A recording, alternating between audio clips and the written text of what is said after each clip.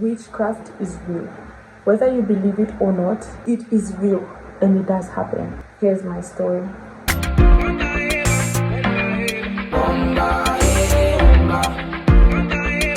Hey guys, welcome to my channel. It's your girl Wamba and I am back with another video. If you're new here, hi, my name is Wamba. Please don't forget to subscribe right down here, and if you're not new, welcome back. Subscribe. Road to 1K. Let's jump right into this video. Witchcraft and Satanism is real. This is my experience about it. I have two different stories, one for Satanism and one for witchcraft. I'll start with the one for witchcraft, and you'll comment down below if you want me to tell the story about Satanism. So I was in boarding school at that time, and I was at a boarding school in Eastern Province, so in Jagos. There was this very day, I was seated on this log of tree that had the tree was cut down and the log was just like on the grass, and I was with my friend Salifia and we were seated and we were chatting. I remember I was in grade 11. That was 2016. Yes, kind of a backstory.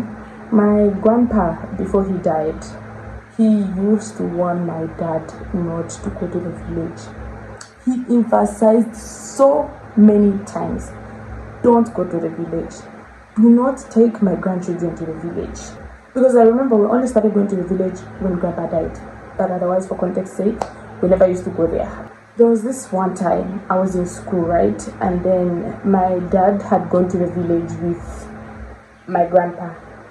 My original grandpa died, but my grandpa's young brother, he's also my grandpa. I don't know what business they had together going that side. I do not know. But all I know, or I was told, is that he went to the village. At that time, they were coming back. Mind you, my grandpa does not drive. They were just the two of them coming back. So as they were coming back, they were, I don't know if it was during the day or night, I'm not sure, because that part I did not ask. When they reached Solwezi, my dad just started complaining, say, my leg is paining. Grandpa even had to call my mom in Lusaka and say, that Wamba is like complaining about his leg, like it's getting so bad, like so bad, like he's even failing to drive and I can't drive. So I saw mom called him and said, please, I don't know how you're going to manage, just manage to drive to reach Kitwe, then I'm going to call my brother to drive you back to Lusaka. That's how dad drove, reached Kitwe, then mom called my uncle. That's how my uncle brought my dad back to Lusaka. So here is the twisted part. When my dad started complaining about his leg in Solwezi, whatever leg, I think that was, I can't really remember because it's been a while. I don't know if it was my left or no, it was my right leg. It was my right leg. Even like that, it was his right leg. So when dad started complaining immediately about his leg, remember I told you I was seated on a log of tree with my friend Salifia and we were chatting, right? Just felt a sharp, sharpen, like somebody's pricking your leg like this with a knife. Sharpen at my right leg, and I screamed with everything in me, like in an open area, so it alarmed everyone. What's going on? I started crying and screaming, my leg. My friend was confused because we were just talking. Out of nowhere, I started crying, bawling my eyes out, saying my leg. People started coming. Hey, maybe snake has bitten me. I said, no, no snake has bitten me. Salifia said there was no snake here. We were just chatting, and she just started screaming my leg. I was crying, I was screaming, I was in unbearable pain. I couldn't walk. They had to lift me from that log of tree to take me to my bunk bed in our hostel, in our dorm. They put me on the bed, and I kept on crying and screaming, and people had to prepare because it was in the evening, and people had to prepare for prep. I did not even go for prep. They tried to take me to the clinic. The clinic was closed because obviously it was in a remote area, so it wasn't open 24/7. I can't even comprehend it, but I was just in so much pain, right? The girls came by, she asked people around, say, why is she crying? Her leg. She just touched my leg and started massaging it. Automatically, the pain reduced. At an instant, and I was shocked. But it didn't fully stop paining. It was still paining, and I was limping. I couldn't walk straight. I was limping. something just felt off. And through this part of my life, I was a Christian, but you know that blind Christian that just goes to church for the sake of going to church because you've been raised in a Christian home, but you do not have a personal relationship with God. That was me. So after that, when she went, like everybody left, they had gone for birthday, left me. I went outside just to get some fresh air, but I was limping, mind you. Days later, and actually my dad actually got home, and he also was not going for work for some time. Till I called my mom, and I was like, Mommy. That was some days after. I was like, Mommy, something strange happened to me on a particular day. And I mentioned the day, and I was like, no, my leg was just paining out of nowhere. I was chatting, like my leg just started paining. I don't know what was happening. I narrated the whole story to her.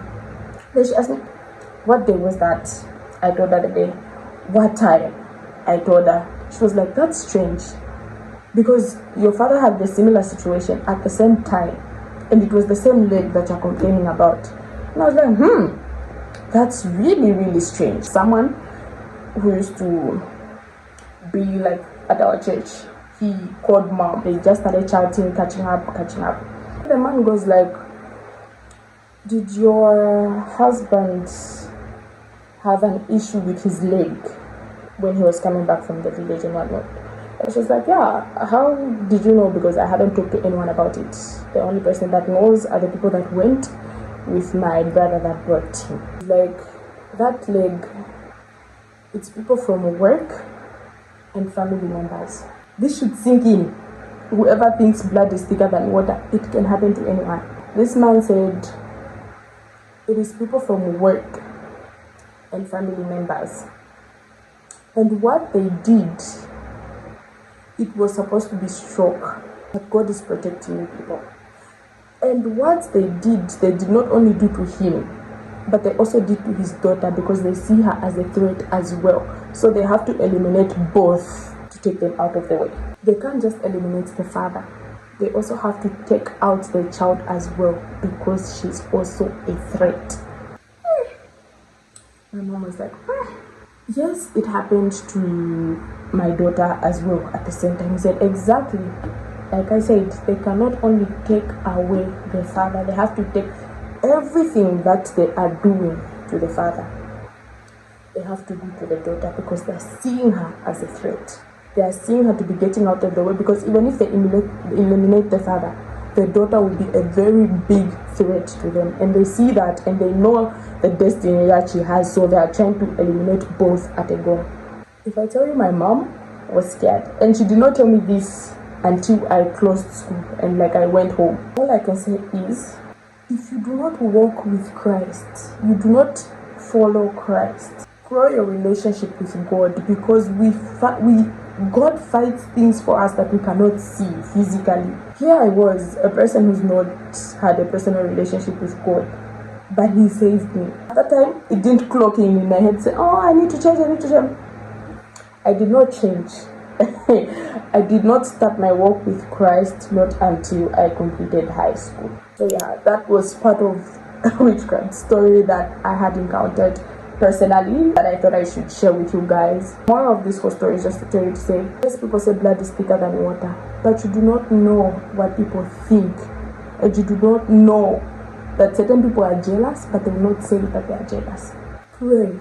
Even when you don't feel like it, pray. Not fighting the flesh, but you are fighting the spirit. Pray. You don't know what God is protecting you from. Pray. The whole point of this story is just pray. If you want to know about the satanism story that I had encountered at my high school, please comment down below and I'll tell you, because that one was very, very crazy. And to this day, it scares me. It scares me to the core, because if you think it can't happen to you, you are lying. Anyway, that's all I have for you guys in this video. If you enjoyed it, don't forget to give it a thumbs up, subscribe to my channel if you haven't, and turn on your post notifications so that you're notified every single time I upload a video. Road to 1K, guys. Road to 1K. Please subscribe, like, share, all that good stuff, and comment down below if you've ever had a witchcraft experience or just something to add on down below. And yeah, I'll see you in my next video. Bye.